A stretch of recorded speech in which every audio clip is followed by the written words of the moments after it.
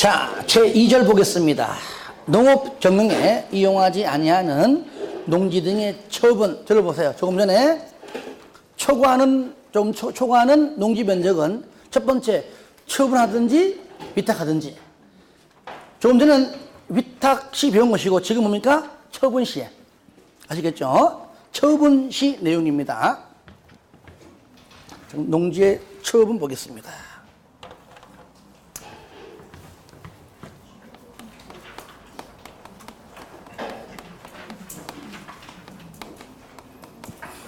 먼저 처분 사유가 있어요.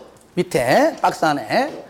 그럼 일단은 처분 사유가 있는데 첫 번째 처분 사유가 여러 가지 있어요. 이 중에서 사유가 발생하면은 얼마 내에? 그렇죠. 1년 이내입니다.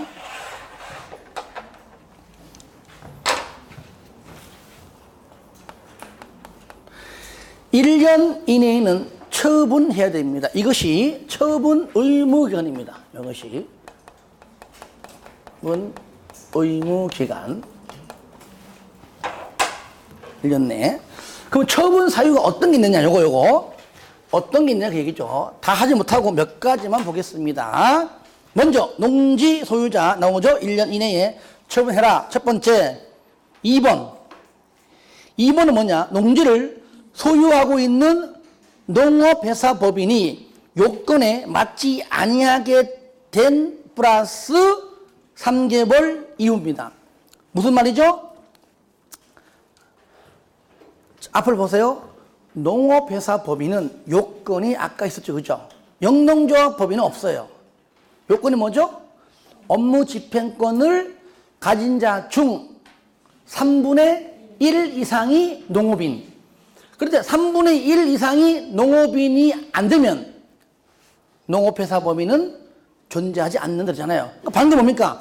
3분의 1 이상이 농업인이 아니기 때문에 그때부터 3개월 동안 일단은 기다려보자. 그 안에 3분의 1 이상이 되면 되겠지만 안 되면은 3개월 지나도 안 되면은 그때 가서는 농업회사법인을 못하는 거니까 팔아라 그 말이죠. 예. 그 얘기입니다. 3번은 농지를 취득한 자가 여기 앞에 좀 빠졌네. 편집에서 빠졌나? 3번에 앞에 3번 점 해놓고 불표시하고 줄이게 학교 등. 아시겠죠? 학교 등이 농지를 취득한 자 아시겠죠? 여기서 3번에서 말하는 농지를 취득한 자가 누구라고요? 학교 등입니다. 그럼 아예 농지를 취득한 자 줄 긋고 학교 등 3번 농지를 취득한 자 줄 긋고 학교 등이 학문 목적으로 한다고 해서 또는 연구기관이 연구 목적으로 농지를 취득해 놓고 뭐라고요?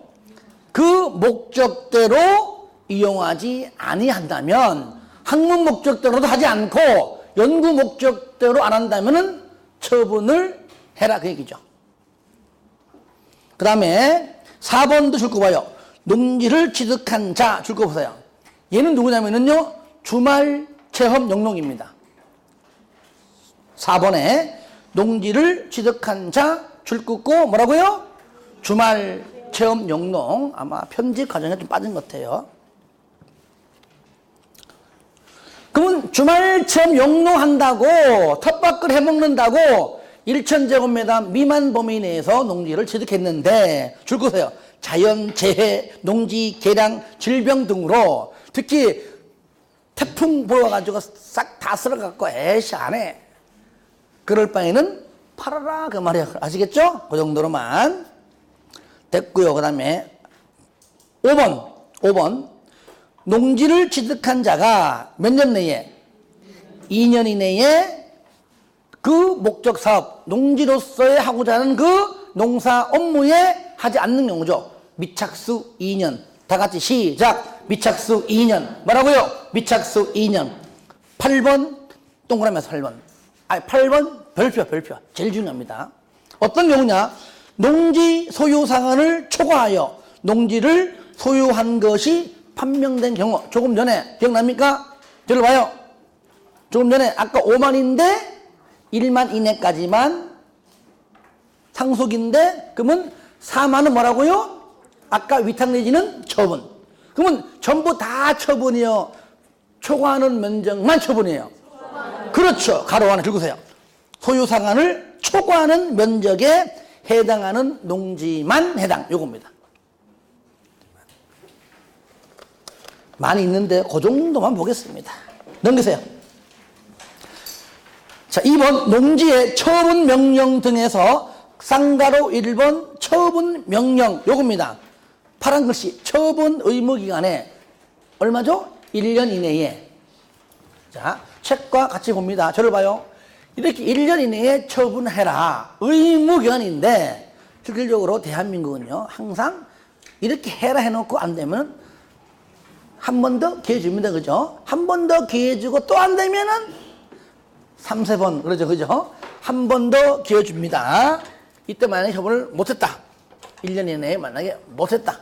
이럴 때는 시군구청장이 이제는 마지막이야 하면서 처분하라고 처분 명령을 내립니다. 그때 누가 이제 군구가 하겠죠. 하게 되면 얼마 이내에? 얼마 이내에? 6월 이내에는 처분하면 돼요.